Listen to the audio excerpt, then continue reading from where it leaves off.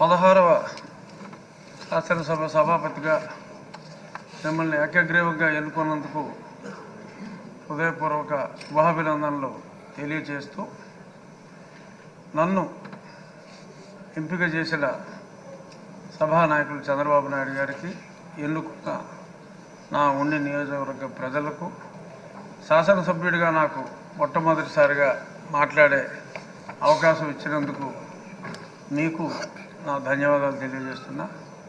అందరూ చెప్పారు, మీరు ఎన్నిసార్లు మంత్రులు చేశారు, ఎన్నిసార్లు ఎమ్మెల్యేలు చేశారు కాబట్టి సమయం కూడా తక్కువ ఇచ్చారు కాబట్టి వాటి జోలికి వెళ్లకుండా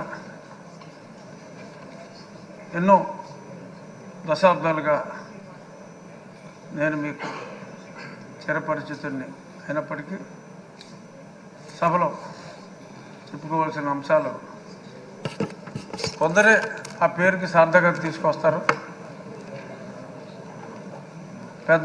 చిన్నవారికి అయ్యగా, మీ తోటి వయసులందరికీ అన్నగా, రాష్ట్ర ప్రజలందరికీ ఎంతో ప్రీతిపాత్రుడుగా, అయ్యన్న పాత్రుడుగా పరిపూర్ణమైన పేరు మీకు మీ తండ్రి గారు పెట్టారో తాతగారు పెట్టారో, ముందుగా వారికి నా ధన్యవాదాలు తెలియజేస్తూ, ఈ సభ పామరులందరికీ అర్థమయ్యేలాగా సరళమైన భాషలో మీరు మాట్లాడతారు. అందులో గర్వం లేదు, సరళమైన భాషే మీరు ఎప్పుడు మాట్లాడారు. ఇప్పుడు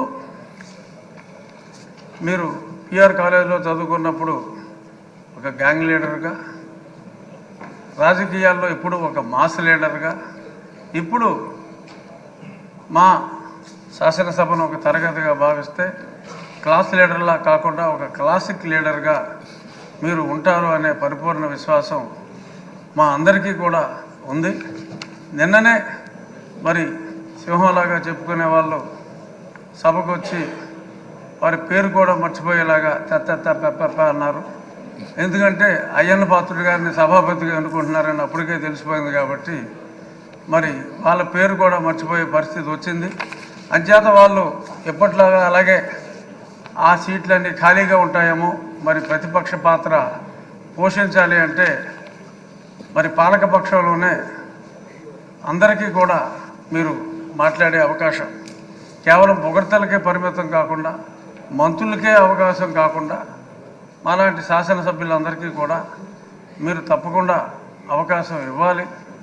సోదరుడు మనోహర్ గారు చెప్పినట్టు మాజీ స్పీకర్ గారు అందరికీ కూడా డిబేట్లో మాట్లాడి, ఒక శాసనసభ్యుడికి శాసనసభలో గౌరవం ఉన్నప్పుడే వారి అసెంబ్లీ స్థానాల్లో కూడా వారికి గౌరవం ఉంటుంది.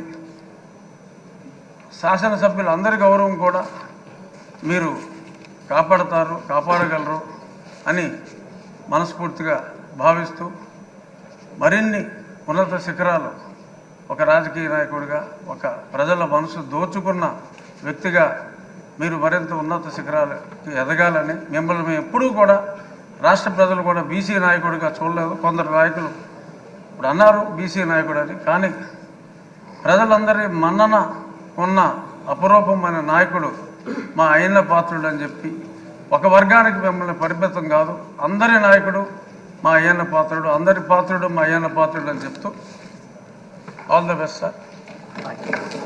ఆంజనేయులు గారు ప్లీజ్ కొంచెం